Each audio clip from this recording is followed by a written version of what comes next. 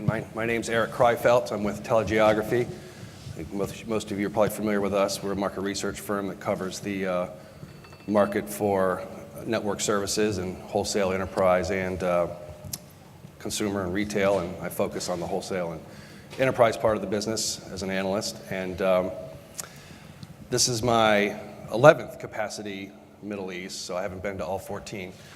And over that period of time, I think I've seen sort of waves of network evolution. You know, we show our data and charts, and it's often a smooth trend, but I think the kind of the reality that supports that is more kind of step changes and sort of waves of change. And I think it's fair to say we're seeing one of those now, given what just a few slides that Vanessa shared with us to get us started today. Changes in network evolution and how our customers use the network. And we have a distinguished panels of leaders of our industry in this region here today to discuss that in terms of the theme of digital transformation this year. So I guess to get things started, although I suppose these folks need no introduction, but as a courtesy for those folks who have not been here for all 14 Capacity Middle Easts, that perhaps we could start with Mahesh on the end and come down and introduce yourselves, please. Good morning, everyone. First of all, let me thank Capacity Middle East for having me. I'm one of those who've been here for the 14 of the capacities, so it's fabulous to be in all of the events. So my name is Mahesh Jaishankar. I head international connectivity and infrastructure too. I was part of the journey from the beginning, having looked at the carrier business and the data MENA part of the business. So happy to be here. Thank you. Thanks, Mahesh. I guess I would be the youngest member on the panel here. My name is Baha Lawati. I'm filling in actually for our VP Suhail Qadir, who unfortunately hasn't been able to join us due to a knee surgery he's done. I head over the carrier and roaming services department within the wholesale business unit in OMANTEL. Okay, good morning and very welcome all of you. My name is Ali Amiri, and as you see, maybe the name is in front of you, Group Chief Carrier and Wholesale of ETISALAT. So I don't know if I said 13, 14, I may wrong the number, so I've not counted them, the number of capacity meetings.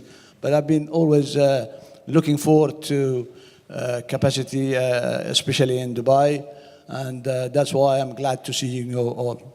Thank you. Good morning, everyone. I'm Ahmed Abdel-Latif. I'm the Group Chief Wholesale Officer for BATELCO. I'm truly privileged to be among such a distinguished team of industry leaders. I'm truly looking forward to a fruitful discussion today that should be as interactive as possible and hopefully insightful.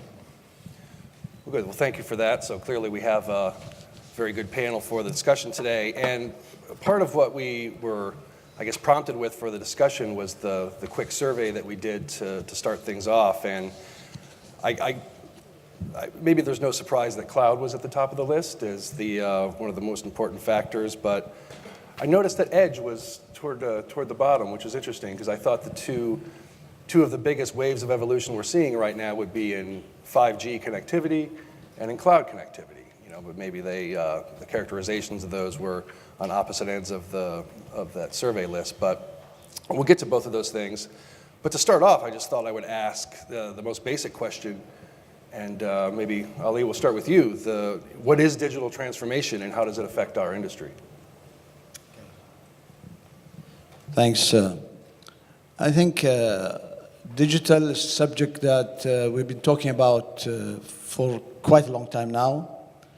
And digital transformation is something that I believe is a must, whether you are a telecom or you are a service provider, if you're airlines, even DIWA or Dubai Electricity or whatever, I mean. So as far as I understand that this transition and transformation is both from the service provider or telcos themselves, plus from the public as well. Now, transformation needs people also to transform. The right people and also thanks that at least the majority of people, businesses, are not actually that ready to swing to digital day one. Otherwise, maybe most of us will be out of job. Because if it happens other way around, that people will be demanding and be an all in digital term, I think they will not have mercy on people to be this. Now, all of us, I think most of telcos started and talking about cloud and other services, but then there are people who have been very good at cloud and people who are less.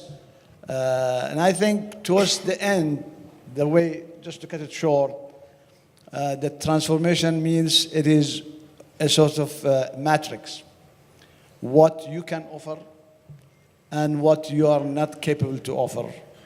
So a sort of partnership has been always a good thing nowadays with major, or we call them those who are master of digital. To have that sort of combo, I think it has worked very well. And most of the small businesses or public may still use public or private, what we call public clouds, which in fact it could be using Microsoft, Amazon, or but that does not mean that the main enterprises and the main businesses still they need a different solution and different way of working. And I think most of telcos are in that stage, how to configure themselves to be ready, what they can do themselves and what they can do in partnership with those giant digital masters.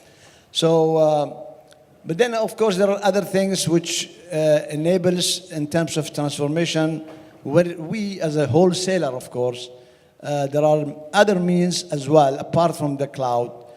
And of course, we should not forget that 5G is an element which is coming in the way.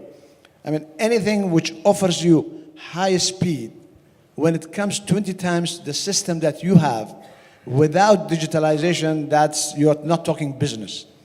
So 5G is a big player in that regard.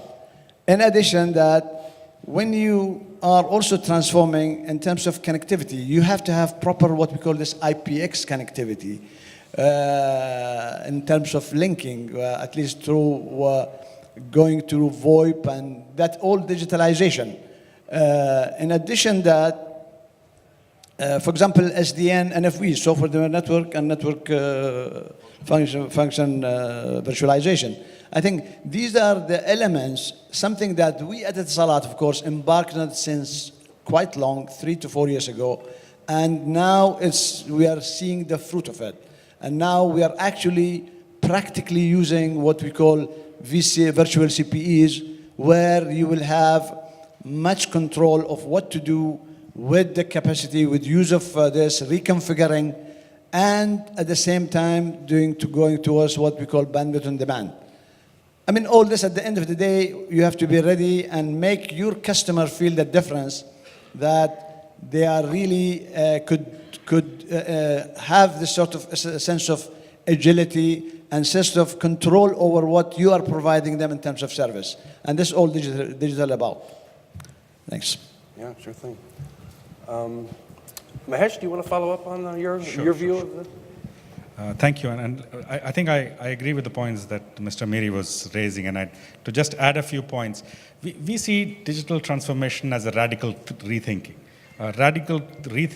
of technology, processes, and people to completely change the way business. So it's not about putting a skin and having an app that gives you access to services, but it is the entire way in which you do business. So it is ground up. You have rethinking the business, transforming it. So the word, it's not a cliched word. It's actually a word where you transform the processes, the people, the way they interact, and using the technology that's available.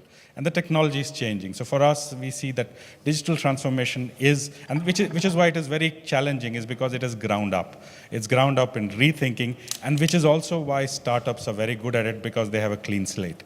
So what happens with digital transformation for legacy players is that you have tremendous amount of infrastructure that's already in place, investments into IT systems.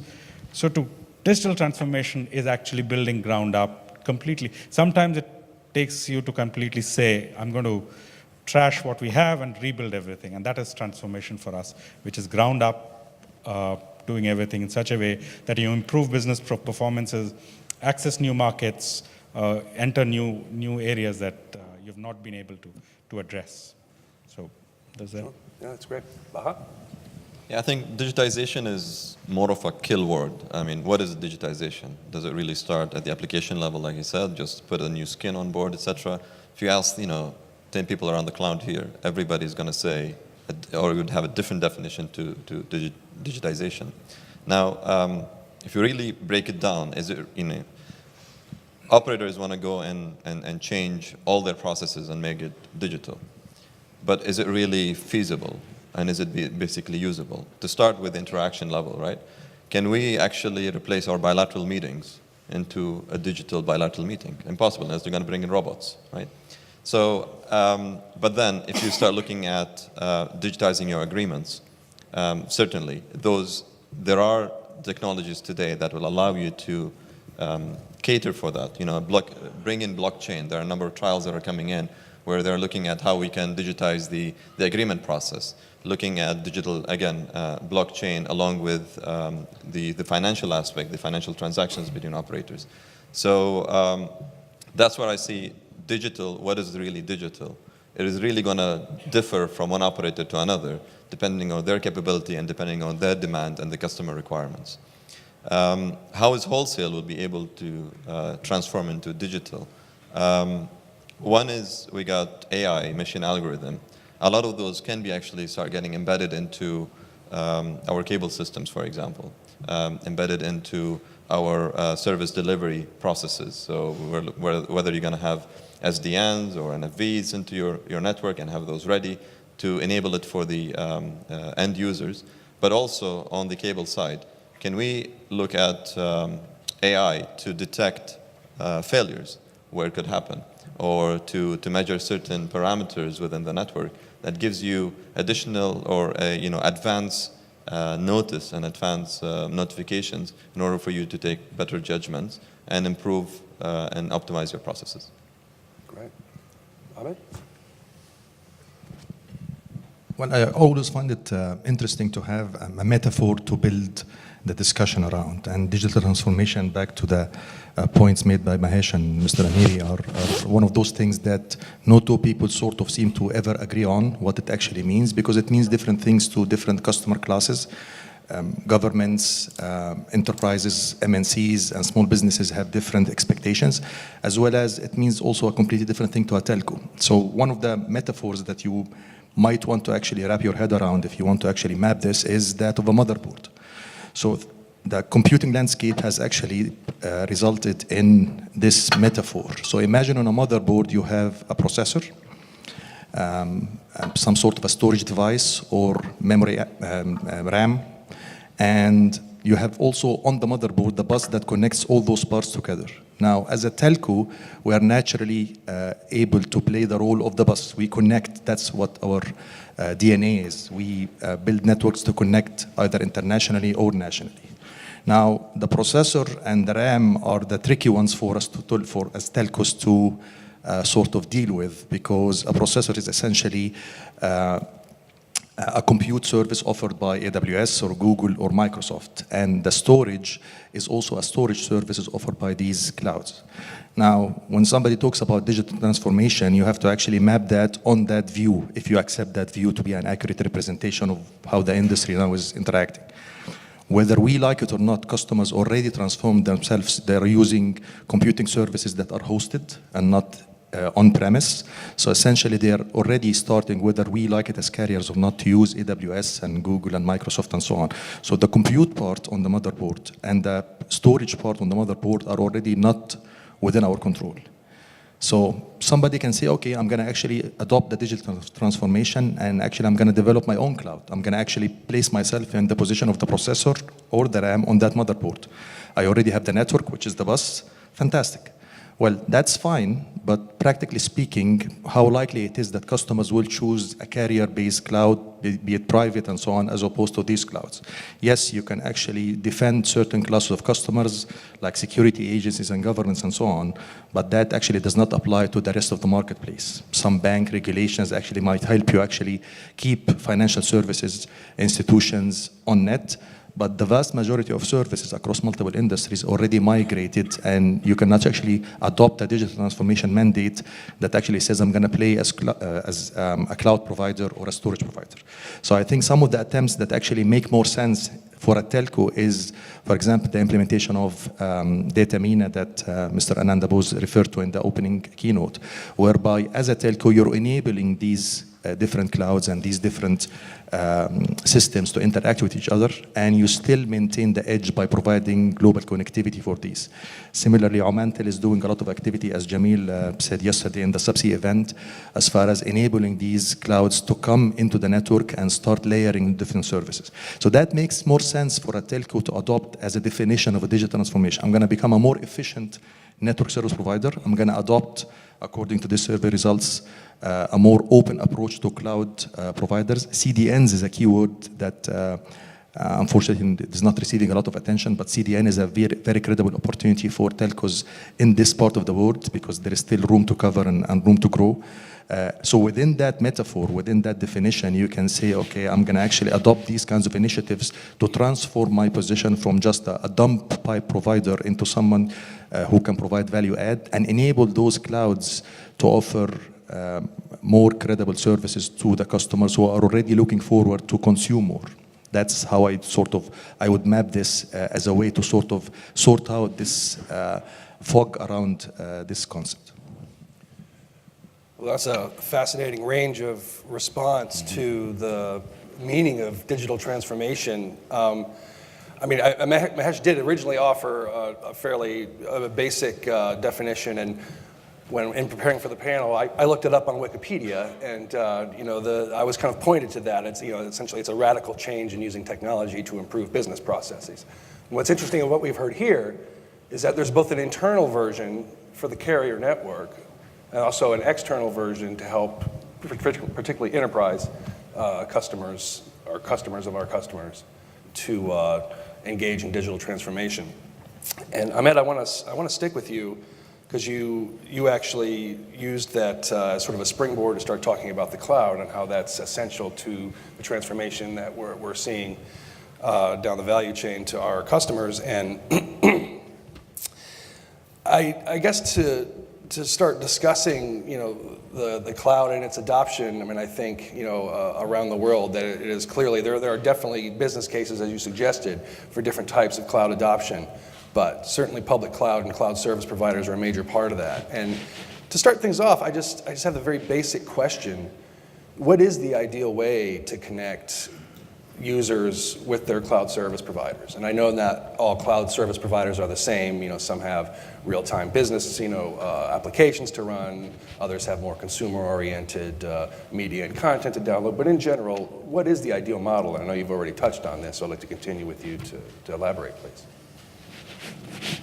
Sure, I'll try. I have an issue with the word ideal in the question because, ideal, it's never one size fits all. So what's ideal for, Emirates NBD Bank, which is the largest bank in UAE, may not be ideal for a startup business. So the answer to your question is that there are multiple ways that you can actually enable cloud adoption depending on the customer expectations. And also depends on a number of things that might be actually enforced by certain regulations. In some countries, the central bank, for example, might actually oblige banks not to actually store customer financial information as far as bank accounts and so on in a server physically outside the country in order to protect customer privacy. So in that case, you are as a cloud service provider as well as the telco enabling the cloud service provider to offer services, you have to actually operate within that mandate in order to actually be compliant with those regulations. So the answer to your question is that first, what are the customer requirements? Then comes the question of the quality of service and the regulatory requirements. There are different ways that you can play in this market. The simplest way is essentially to host some of the service delivery elements in terms of the POPs or the cache engines or the nodes that provide the service. And that model is fairly understood, whereby you do some sort of partnership, you host those public cloud providers either in your own data center, or in the case of, for example, in Bahrain, we invited AWS to actually build their own data center in the country. It's their data center, but it's connected to our network, and we're enabling international connectivity for them. So either you host them or they build it, but that's fairly understood, and you stand to gain some business because you're enabling these local connections from the customer premise to those nodes. Again, adopting the metaphor of the motherboard, you will be the bus connecting the customers, which are the sort of the I/O ports on the motherboard, to the compute and the storage facilities. That part is understood. You can play it a different way, and this is a bit more ambitious, where you play at the orchestration layer.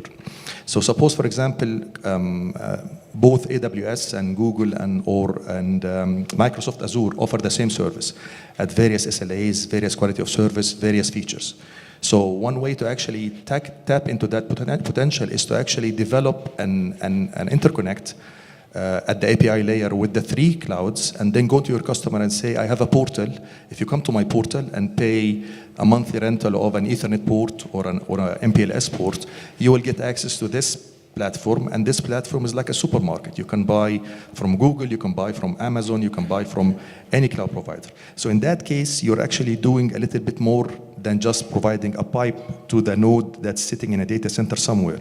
You're actually providing much more value add to the customer by enabling the customer to mix and match different services from different cloud providers. It does require you, however, to actually develop this orchestration layer.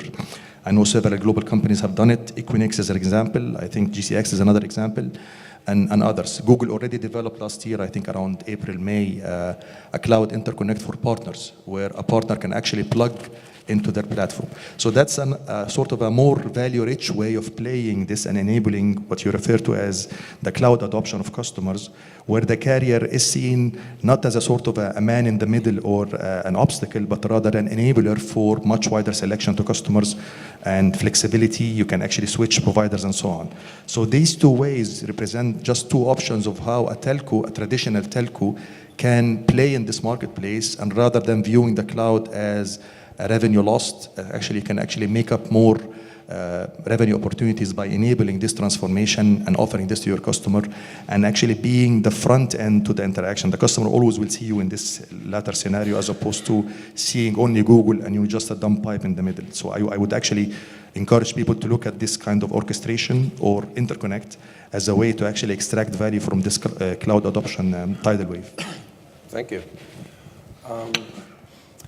Mahesh, I'm going to go around to the other end of the team. Sure. What do you think of the ideal way to make that connection? So I agree with what Ahmed said, and I think he's covered two of the points. So just to, again, giving a textbook response to that, there are three basic ways, as everybody in the room probably knows. I'll just repeat them. Of the internet access would be cloud, would be to a kind of a WAN aggregator, or like Ahmed said, an exchange, an Ethernet exchange or a cloud exchange, or a direct connection to the cloud provider. So these are the three mechanisms by which an enterprise can access the cloud.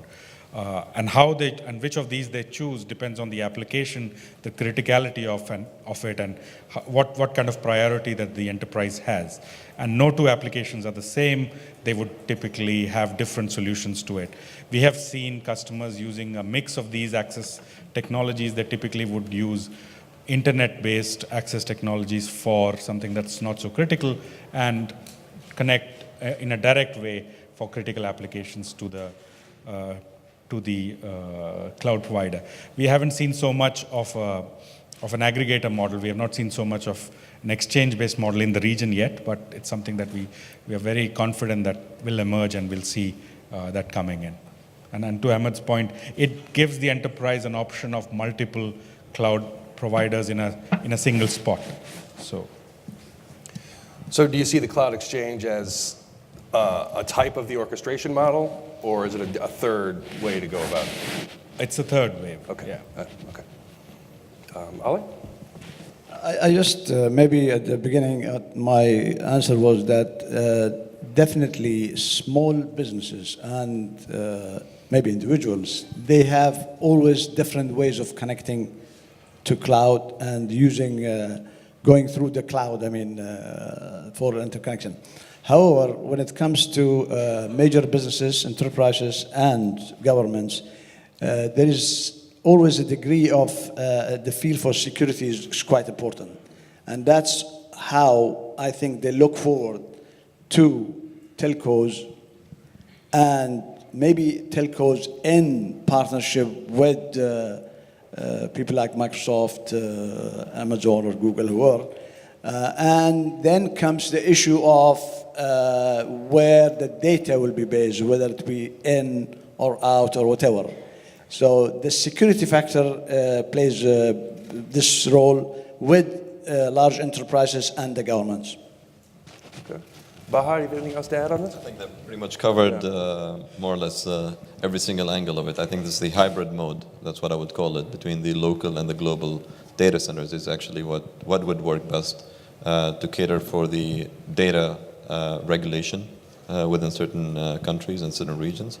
But then at the same time cater for, become a catalyst for a global cloud services, like what we've done with the carrier-neutral data center, by bringing Equinix on board, and then get it to serve the region for the bigger customers and the one who are least sensitive on the data regulation side. Okay. Well, what are some of the barriers to getting to orchestration and or cloud exchanges in the region? Mahesh mentioned that you're confident that we'll get there in the region to cloud exchanges, and Ahmed, you mentioned that orchestration APIs, this was a more ambitious way than the traditional way, but also sort of a known and proven way. So I guess what are the barriers in the region to achieving these types of connectivity models? Mahesh, do you want to? Yeah. I think it's just something that needs to trigger it.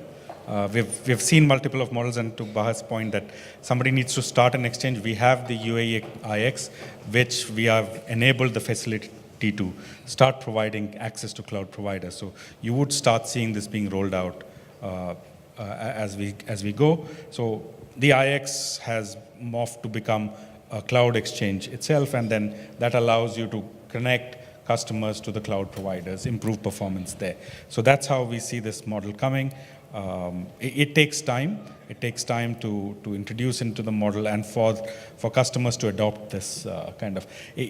Generally, it's been an internet-based access in the region, and hence it's kind of takes a little bit of time to move out from that and come into an aggregation-based. Okay. Baha, do you have any other observations? Perhaps I would say data regulation is one of the hindering points around here. As I said, every country in the region, if you look at within the GCC, the 6 countries, each one of us actually have a different regulation with regards to data and what can be hosted in, what can be hosted out, etc. I think this is one of the major hindering points. Nevertheless, with the adaptation of cloud, the regulators are getting, and the actually advancement of technologies around, the regulators are, let's say, easing out a little bit and relaxing some of the regulations. And those would definitely, become the catalyst to grow the model further. Okay. Ahmed, do you have any other views on the journey to get to some of these more ambitious cloud connectivity models? So the question is, what's holding back or what's preventing wider adoption of this transformation journey, right? Mm-hmm. Do you want an honest answer or just a political answer? So the honest answer is the people in this room, all of us. So the solution does not lie outside this room. The solution lies in the decision makers and the business leaders in this room.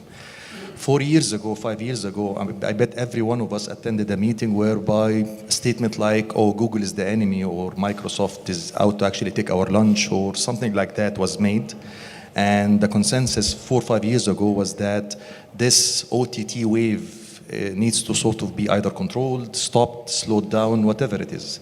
Now, over time, and with more customer adoption, we came to the realization that it's too late for us because the transformation is happening whether you are on that train or off that train. And now the promising news and the refreshing news is that we're all actually trying to actually capitalize on that transformation and get some value out of it. So the question is, you know, we sort of, or the point I'm trying to make is that the solution to this dilemma will come from the same people who sort of thought they can dance around the issue, they can avoid this, they can delay it, and so on. Luckily for all of us, yesterday during the Subsea event and today, we're hearing very promising and uplifting news about how we actually need, as an industry, need to actually jump on this with both feet. Now, a point that's actually being made repeatedly, which is not true, is, oh, well, the Middle East has a deficiency in connectivity. You cannot actually expect these clouds to flourish with the lack of connectivity. Well, yesterday during the Subsea event, a point was made crystal clear. 10% of the cables in the world touch the Middle East, and 10% of the landing stations in the world are in the Middle East. So you cannot argue with conviction that, hey, the Middle East has a deficiency in connectivity. So it's not the capacity. If you're looking for a reason why the Middle East has not developed at the same level as Europe or Asia Pac or North America, don't look at capacities. Capacities are there. We're sitting here in Dubai. UAE happens to be the leader in terms of number cable systems. Neighboring Oman has a fantastic amount of capacity available, as well as Egypt. So there is no shortage of capacity. So don't look at capacity as the reason, oh, this is the reason. The reason is that as an industry, we're collectively rather late to jump on this opportunity. This is rapidly changing. There is a lot of ambitious initiatives going on in UAE, in Oman. Every operator on this panel already has some sort of an ambitious initiative or a partnership or a collaboration that actually touches on the core of this transformation.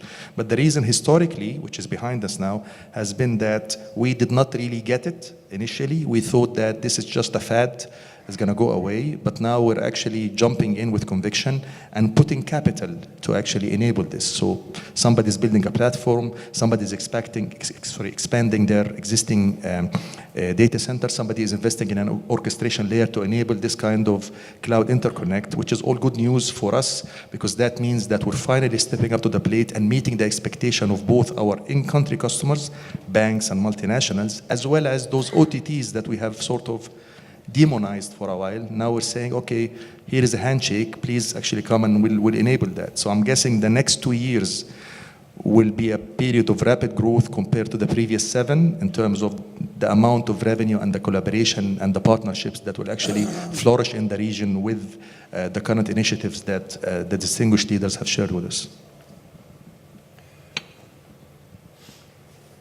Just wanted to let that sink in and let the rest of the panel think about that. There's a few, there's a few questions, you know, that arise from that. I guess I'm curious, what was the catalyst, or what is the catalyst that is going to make this happen in the next 2 years, or what are some examples of what we're working on now, to the extent that you can discuss them, of course. I mean, I'm not, you know, public initiatives. You know, why now? And I guess a third question that comes to mind, and we can of course address these one-on-one, is that because if it's true that the region is late to the party, is there an advantage in that you can learn lessons from other parts of the world and you know, kind of skip over some hurdles that others have experienced? I'm just looking for maybe a silver lining there. I mean, again, this is assuming that. And this kind of gets to this first question, by the way, that's on Slido. I think we've addressed that essentially with the discussion that we're having now. Any thoughts on any of those issues, on where we are now, where we've been, and where we're going, and how we're doing that, and why it's happening now? Ali, do you want to? And I think what's happening, you see, if we think of even the prices of capacity, a lot of people in the past said that why that this region, in terms of prices, you are high compared to Europe, the same with America. So things are happening, I would say, naturally. When Baha was mentioning about the regulator, I a bit disagree maybe in terms of type of contents and all, yes. But on the contrary, regulatory and the governments are actually pro. This is to be very frank. They have been always pushing for having these major players, if you can say. If you cannot do it, let others do it. This is what our governments say. So it is not that we are this. I think the situation maybe in Europe in that terms is worse. There is more fights going on over there than what we have it here.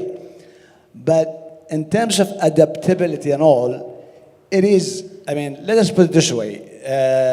It is a natural way that things are going down in terms of even erosion of prices and whatever. Even in terms of telcos and values of telcos. Today, maybe you have some telcos in Europe, which is maybe in the verge of bankruptcy as well. I mean, you could see, I mean, that there are somebody in more difficulty. While you still have telcos here with good sort of ARPUs, if you may call it. So this region is showing something natural, I mean, when it comes to cloud adaptability. Now, look at it. In the past, we, for example, as ETISALAT, we launched what's called ETISALAT Digital. And in that, we have this partnership with Microsoft and with other OTTs. So that is allowing that model to grow. And the rate of growth, if you see in terms of even business, is quite substantial. Not only that, we are also replicating the same model in other areas, like in Saudi Arabia, like in Morocco and all. So actually, it has started. Let's put it this way. It has started, and as Ahmed says, there is definitely no lack of capacity. We are in charge as Group Carrier Wholesale, we are in charge of cables. At no point of time anyone has come to me, we have no capacity. There's never been any cry or shout that we are short of capacity. We are having capacity ourselves and for the team within the region. Of course, we welcome everyone to use our capacity. So I think that's exactly, I agree with you. But this is a natural trend, and it could be sort of what we call it. It may pick up just in 2 or 3 years' time. It may become just like that. Right, right. Yeah. Okay. Eric, can I make? Of course. Yeah. Just one point that I think to say what will drive all of this is what our customer requires. So understanding what our customer needs is critical. Our customers have evolved. Our customers are changed. They are used to sharing cabs on Uber, and they're used to a multitude of different apps and way of life. So it's completely changed. So if we are rigid in the way we do our business, so for example, our connectivity MPLS is still a 1-year contract, fixed term, and all of that. So as an example, if we don't change into a mechanism by which this is flexible, you can tear it down, you can build it when you want it. We have payroll on the 25th of a month. I want bandwidth only for those 3 days, and at the end of it, we can pull it down, and it is all done on a mobile app. That is what you would want. So the customers are changing, and if we don't change, I think we stand to lose, and we will see somebody else coming in to disrupt this market, somebody who's not in this room. And then we'll be talking about the fact that, look, these guys have come and they've taken our market away. So my point is that it's a vacuum that's starting to get created because our customers are changing. And if we don't move in to fill that vacuum, there is somebody else from an adjacent industry, could be an IT provider, could be somebody else who just moves in and says, this is a nice space to come in. There is revenue to be made. And for them, even if it is $2 to be made, it is $2 additional. And it might be $200 that we have lost from our revenue stream. So that's where I see that the challenge for the people in this room is. But I think it's also about the technology, right? So the demand also comes in with the technology. If you look at it, 2G, 3G, 4G, and even when we started, the devices were not sufficient enough. The content was not there. The applications were not there. So even when we deployed as an investment on 4G, it didn't pay off in the first couple of years until the content, the application, everything got developed around it. And now we hear the 5G. 5G is coming around the clock. You got the IoT. Devices will start coming in. Now we know Samsung and Huawei has actually launched the first, quote unquote 5G enabled. And then the application and the use cases of those will start creating additional demand, and that will force us all around the table here to start collaborating in a different way than whatever we used to do.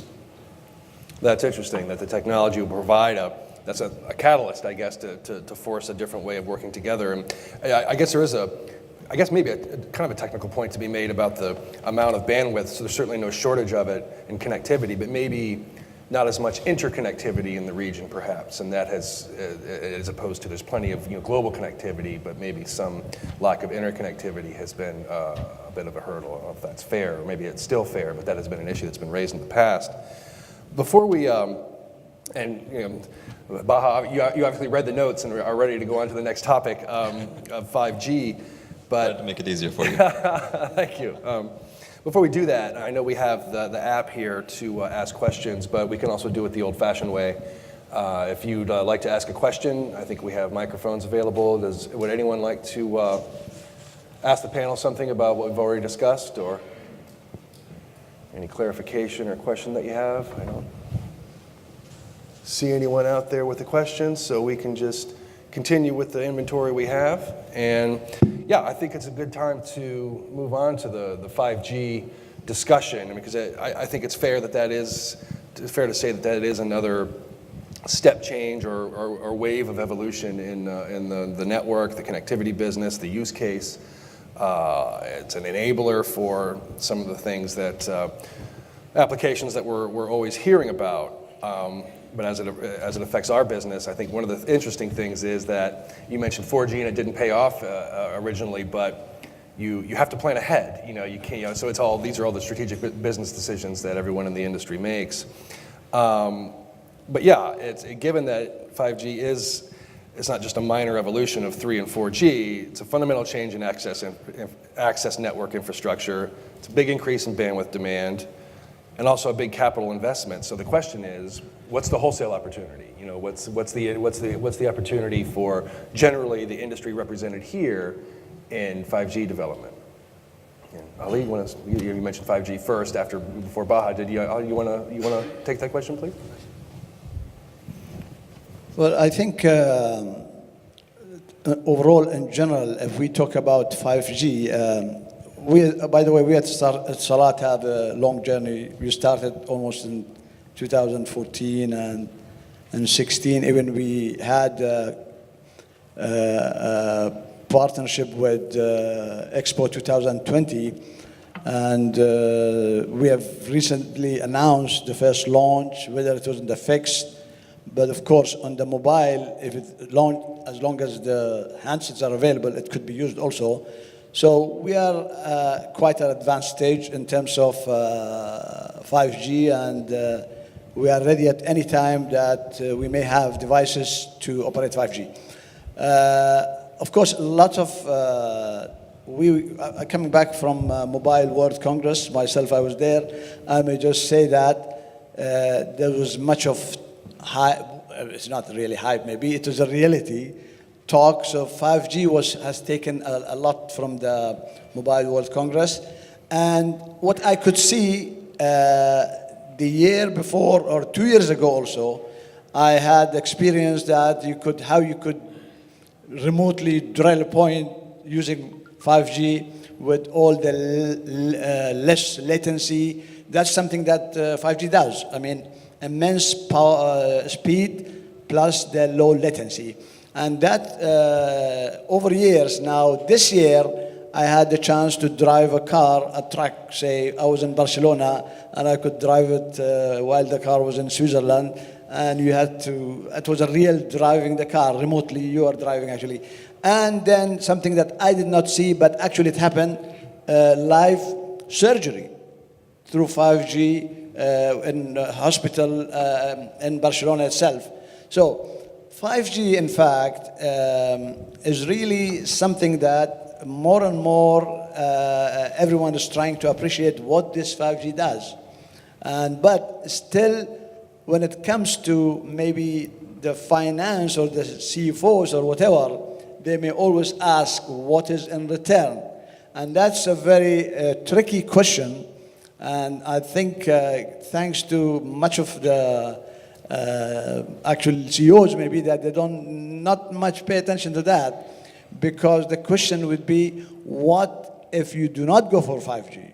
That's quite a big question you ask. So maybe one way to answer your CFO or someone of that is to tell them, what if you don't go? Because this is, the 5G in fact, is a journey which if you do not go through and then you wanted to adapt, you may be really late. And your question that how to monetize, I mean, even, let's put it this way. 5G is not about, I think, when it comes to non-wholesale, I mean, it's all about services that we talk, that customers and all. That's immense. Of course, you could do a lot with you'll be attached to your mobile more and more, and a lot can be done with this high download of, which is almost 20 times more than what we have today.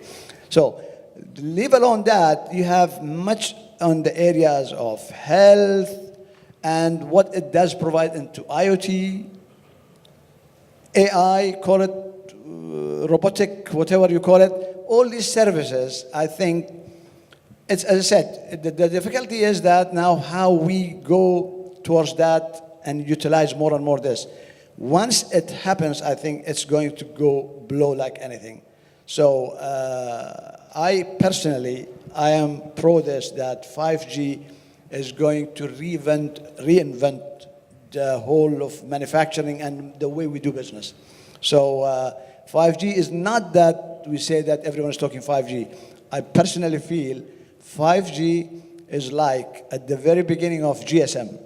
And I always say this because I witnessed. When we talk, by the way, GSM specs was freezed in 1882 or something like that. No one appreciated the value of GSM only in 91, 92 when it took off. And then when it took off, people then looked back. What we were doing this last 10 years? We did not use it. There was explosion. And I think with that, it needs a lot of transformation in terms of talents and all other things. But otherwise, I think, but when you talked about the wholesale, I mean, as I always say, when there are businesses in retail, there will be businesses in wholesale. So it's a bridging of the gap between what retail does and what wholesale can do. There are devices, and when we talked about areas such as SDN, NFV, and all that, that goes with wholesale, and whatever can be sold nationally, it could be sold internationally. So, plus, in some areas that you have multiple operators, it's an opportunity for even sale of bandwidth, backhauls, because definitely the 5G depends on a huge number of sites, and that needs a lot of backhauling and a lot of capacity to be sold. Okay? Yeah, for sure. Baha, do you want to? Yeah, I think if you look at history is repeating itself, right? 4G when it started, standards were not there. Different countries were adapting, or different operators were adapting different frequency bands, different handsets started coming in, etc. And I think that's one of the challenges that we have today in 5G. Are we going to be using the 3 gigahertz band? Are we going to be using the 30 gigahertz? Is it the 90 gigahertz? Which band are we going to be using, and which one is going to be regulated to and allowed for us to be used? Now, then we're going to look at IoT. Which are we going to be using? LoRa? Are we going to be using narrow band? And so forth. Up to the level where the standard would come in, we as operators will have to take the risk and decide which way we're going to go with. And that's exactly what we did when 4G came on board. That will only start becoming the catalyst for our end users to start adapting those. And then we need to start bringing in the content closer along with it, because either you bring it closer, or you start adapting new technologies like what the latest trends from the trial between Facebook and Microsoft, the Mira cable. They were testing it at an average rate of 9 terabits per second or so, and that's their average current rate. And then they tested it on a very specific modulation, which got them to 26 terabits per second. Now, all of this definitely means that as wholesalers, we need to re-look into our investment, re-look into our cable systems, and where we can advance and adapt our and upgrade our technologies and upgrade our networks to accommodate for these high intensive bandwidths. Ahmed, do you have a view on this, the different aspects of 5G and the industry support for it? Well, from a wholesaler's perspective, the low-hanging fruit in 5G is that it's going to generate 10 times, 15 times, 20 more times the amount of data that a typical current user uses. So that's definitely a revenue opportunity on the international side, on the capacity side, because definitely the ISPs and the people providing the services will require that. So that part is understood, that part is sort of cut and dried. There is definitely potential for more of the same, if you will. We're selling 10G, let's sell 100G or 200G. The problem with 5G, which is sort of missed in many of the discussions, is that 5G is not 4G plus 1. It's not another letter next to that. The network architecture is such a drastic change that following the transformation theme of this event, everyone in that has stake in the game has to change, starting with the regulators. We all dealt with the regulators. Typical regulator, probably UAE is an exception because the regulator has a national agenda of developing the sector and so on. But in many other countries, the regulator's mandate is to actually extract the maximum value for the spectrum that they auction off to operators. And it worked in 3G and it worked in 4G, so you can bet now that regulators are looking at the numbers that we as industry are putting out there in terms of the speed and saying, wow, this is going to be a fantastic thing for the treasury. So regulators expect, without proper education, that 5G is going to be a fantastic treasury opportunity. However, in terms of the development cost and the deployment cost for a carrier, we all understand that the amount of cell sites that you need to cover a city or a country is astronomical. So in terms of the cost to actually deploy this, it cannot sit with the old model. So starting with the transformation mandate, regulators need to either do one of two things. Either subsidize the cost of a nationwide rollout of 5G if they want to actually a carrier or a group of carriers in a market to actually roll out nationwide coverage. That's one option, because a carrier cannot pay through an auction process and then be expected to cover the entire nation. Or, which I personally think is the likely scenario, relax the rollout conditions and adopt the hotspot model. Essentially, you say, okay, Dubai is going to be a hotspot for 5G. You exit Dubai, you fall back to 4G.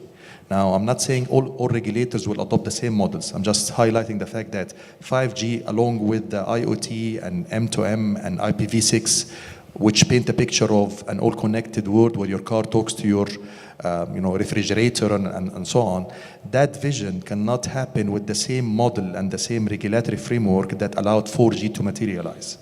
And that's where a big piece of the transformation has to happen, that regulators and telecom ministers, as well as shareholders, need to understand that there are conflicting priorities here, and you need to settle on a set of core priorities that you want to achieve. Then the telcos will play their part, and as wholesalers, we stand to gain from the deployment of even faster pipes. At the national level, we stand to actually provide more local connectivity for those cell sites in terms of backhaul mobile sites. So it's all good, all positive in terms of wholesale. The bigger picture, however, may not be as positive because there are so many question marks as to what regulatory model will govern the deployment of 5G and what cooperation opportunities exist that both regulators, governments, and telcos are willing to actually tap into to make 5G a reality for consumers. That's sort of the caveat in the discussion, that it requires a little bit more detailed discussion as opposed to, just we're going to upgrade from 3G to 4G. Guess what? We're upgrading from 4G to 5G. It doesn't happen like that because of how 5G works, if you will. What was the second scenario for regulatory option? You said the more likely one. If you just read, this is just me talking. I mean, the likely in my mind, the deployment scenario doesn't have to be nationwide. So you actually say, I need 3-4 cities in the country to be covered by 5G. Okay, and then you go onto the highway and you fall back to 4G. Essentially, you really don't need 5G speeds nationwide. In most countries, if you look at the usage data for customers and the use cases, many people do not require all the time 5G speeds. Yes, businesses require them, and that's why you need for a large city, a large metropolitan city like Dubai or Abu Dhabi or Muscat, Cairo, and so on, you need 5G to be available for businesses to run mission-critical applications. But on the consumer side, especially with the mobility use case, you may not need 5G all the time, and that actually would lower the cost of deployment and allow the telcos to have a more reasonable commercial offering to customers.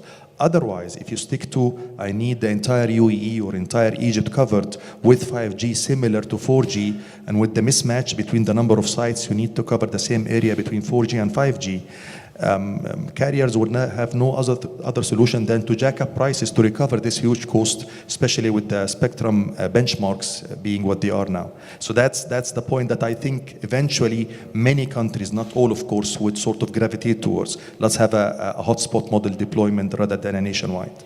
Okay. I think that's pretty much where the massive MIMO is coming into the picture, right? So many operators are going into massive MIMO, which is basically, it's a bridge between 4G and 5G, and it's already being deployed nowadays by the various operators. Mahesh, do you have any observations on this? Yes, and I'd just like to continue from where Mr. Amiri left in terms of the fact that the use cases of 5G, there are lots, and we have seen all the use cases. But we still don't know, and to his point, still don't know which is the killer app that will come and support all of this. But to the point that you had raised initially, what is the wholesale opportunity for 5G? The wholesale opportunity I see, and obviously there will be new ones, and we probably don't know what new use cases will develop. One of them is the ability of 5G to create virtualized networks.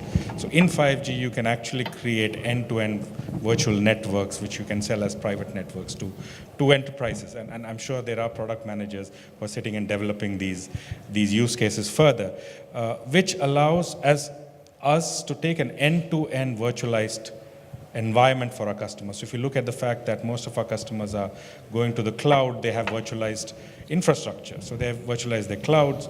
They can now even think about virtualizing their network. So the 5G allows an end-to-end virtualization of the infrastructure that enterprises will have. I do not profess to say that I know what this would morph into in 2 years' time. It probably would something different. But this is what I see as an opportunity for wholesale, of creating private networks that we can sell to our enterprises or other carriers, that maybe globally to Boeing, for all the aircrafts to be connected on a certain framework. So create private networks that are virtual, that allow us to scale bandwidths, to tear down circuits and provide it. So as a wholesale opportunity. Right. If I just may Sure. add one thing. This is just the way I feel it. If today we have 5G ready, full swing, devices available, and you can do whatever you like. Now you're asking your product management side, your marketing side, what best could be done and how can we move?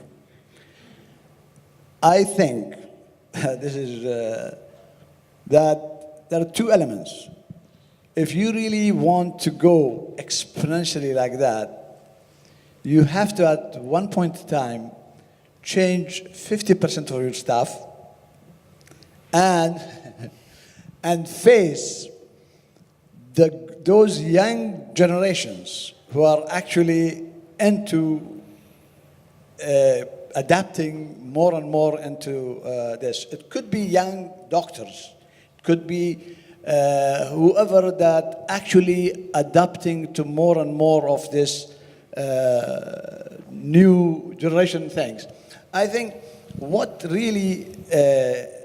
I can see that whether it is with digitalization and takeoff of 5G or whatever, is that, again, we are human beings. Your customer are having multiple layers. They have young, they have old generation, they have legacy, they have whatever. We as service providers, telcos as well, we have the same. So whatever time it takes, it's not the actual technology it can provide. It is this lack of, developing that right talents which can really matter. Today, there could be some doctors that they are so this and they want to do so much with virtualization, treating patients remotely, do this, do that.